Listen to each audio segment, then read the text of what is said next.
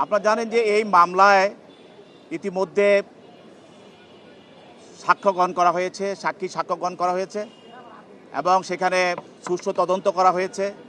তদন্তকারী কর্মকর্তা এই মামলার নতুন আইনের যে বিধান আছে, নারী শিশু নির্যাতন দমন আইনের যে বিধান আছে, সেই বিধান অনুসারেই এটাকে তদন্ত করে একটা রিপোর্ট আদালতে দাখিল করা হয়েছে এবং চার্জ গঠন করা হয়েছে। পরবর্তীতে সাক্ষীদেরকে সমন দেওয়া হয়েছে। সাক্ষীরা স্বইচ্ছায় আদালতে উপস্থিত হয়ে সমন প্রদান করে সাক্ষ্য প্রদান করেছেন এবং এই মামলায় এই আইনে যেটা বলা আছে যে যেদিন থেকে বিচার শুরু হবে পরের দিন প্রত্যেক তারিখ কোর্ট বিচারের জন্য দিন ধার্য করবেন। এই ধরনের একটা আইন আছে আমাদের এই আইনে এইভাবে বলা আছে। সেই হিসাবে বিজ্ঞ আদালত প্রতিদিন এই তারিখ ধার্য করে মামলাটা এগিয়ে নিয়ে যাচ্ছেন এবং সেই অনুসারে সাক্ষ্য গ্রহণ করেছেন। আজকে তিনি 342 কার্য সম্পন্ন করেছেন এবং আগামীকাল মামলাটির যুক্তিতর্ক শুনানির জন্য দিন ধার্য করেছেন। আমরা আশা করছি যে পাবলিক সাক্ষী যে 9 জন আদালতে সাক্ষী দিয়েছে তারা এই মামলার যথার্থ তথ্য উপাত্ত আদালতে উপস্থাপন করেছেন।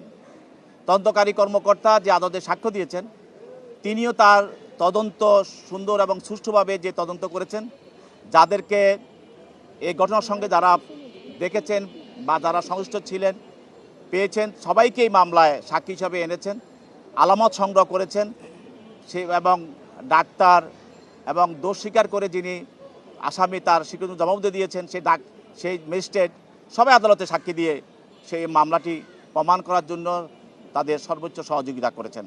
আমরা আশা করছি এই মামলাটি একটি দৃষ্টান্তমূলক মামলা হিসাবে থাকবে এবং আগামী দিন যেন এই দেশে এই ধরনের কোনো ঘটনা না ঘটে, কেউ যেন সাহস না পায়। এই মামলার মাধ্যমে একটি বার্তা দেশবাসীর কাছে সবার কাছে এটা যাবে। আমরা আশা করছি যে এটা সুন্দর সুষ্ঠুভাবে হচ্ছে এবং সুন্দর সুষ্ঠুভাবে এটা সমাপ্তি হবে। কবে না হবে সেটা তো আসলে বিচারকের বিষয়, সেটা আমরা বিচারক নির্ধারণ করবেন।